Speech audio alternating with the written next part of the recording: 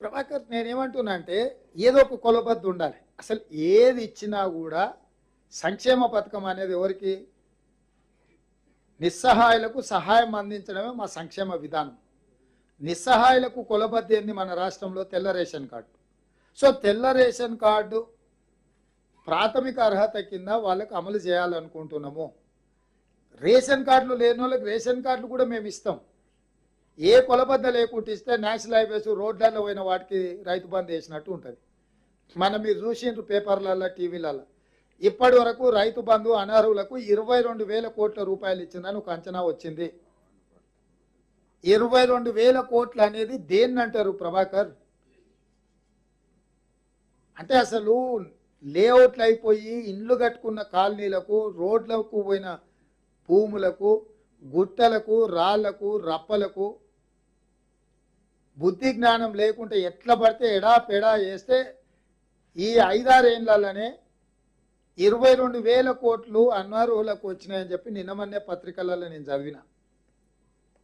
So అందుకోసమనే నిజమైన లబ్ధిదారులకే సంక్షేమ పథకం చేరాలని, చెందాలని, అందుకే ప్రజాపాలన పేరు మీద గ్రామ సభలు పెట్టి వాళ్ళతో అప్లికేషన్లు తీసుకొని ఆ అప్లికేషన్లను స్క్రూటినీ చేసి వాళ్ళందరిని కూడా క్రోడీకరించి ఈరోజు సిలిండర్ విధానం కానీ, లేకపోతే 200 యూనిట్ల ఉచిత విద్యుత్ విషయంలో గృహ వినియోగానికి కానీ ఒక పారదర్శకంగా ముందుకెళ్తున్నాము.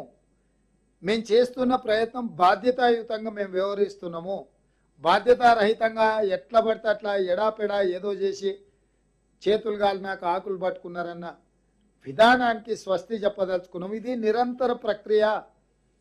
రేపు లాంచ్ చేసినప్పుడు ఇచ్చిన వాళ్ళకే ఇక అయిపోయింది, ఆ తర్వాత ఇయ్యమని కాదు.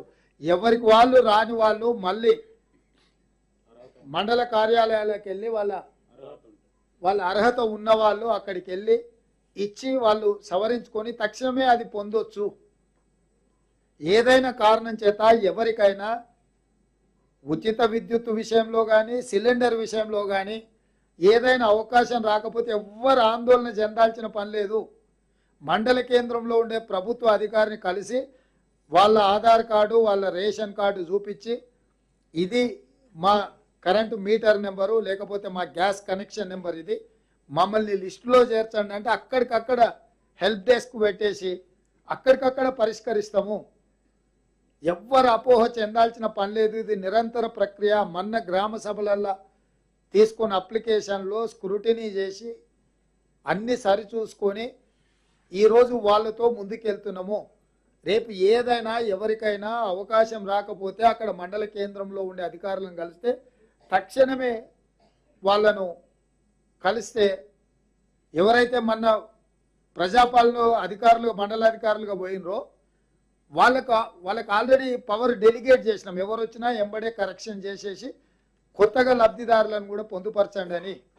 ఒక్కసారి లబ్ధిదారులను నిర్ణయిస్తే ఇక మళ్ళా అందులో ఎంట్రీకి స్థానం లేదనే విధానం లేదు.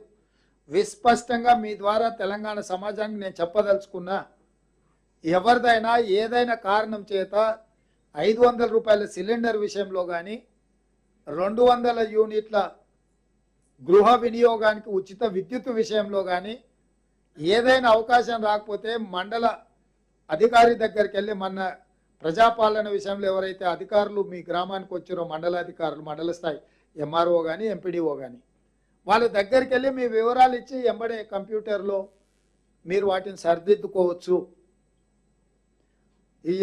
మీరు అన్నట్టుగా ఒకవేళ ఊరికే వదిలేస్తే జూబ్లీహిల్స్లో ఉన్న వాళ్ళు కూడా వస్తారు. ఇవ్వమంటారా మీరు చెప్పు ప్రభాకర్? కోట్లాది రూపాయల ఆదాయం ఉన్న వాళ్ళకు, విలాసవంతమైన జీవితం గడపడానికి ఫామ్ హౌజులు కట్టుకున్న వాళ్ళకు కూడా ఏమంటారా?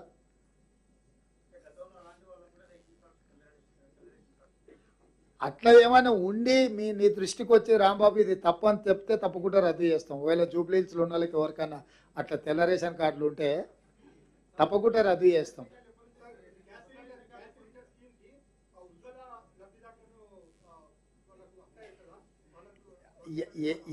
ఎవరున్నా 500 రూపాయలకు సిలిండర్ ఇస్తాం. ఆ పైన ఏ గ్యాప్ ఉంటుందో ఆ గ్యాప్ ఫిల్ చేస్తాం. మేము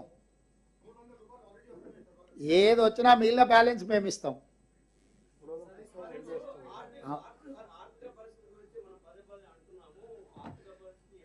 పరిధికి లోబడి అప్పులు తెచ్చుకుంటాము. రాష్ట్ర పరపతిని ఉద్దేశించి మనం దృష్టిలో పెట్టుకుని అప్పులు కూడా పుడతాయి.